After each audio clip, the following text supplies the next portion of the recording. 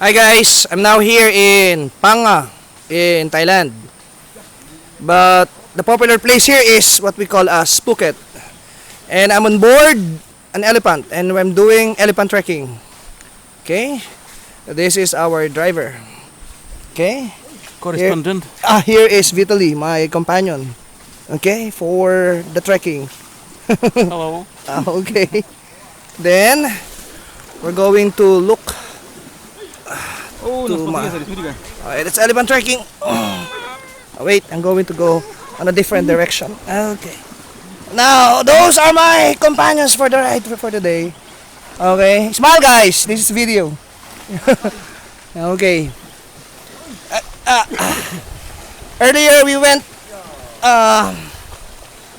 river rafting. We went to the waterfalls. Then, we did ATV also. But right now, again, I'm on board an elephant. Very difficult for me. Okay. Anyway. Again.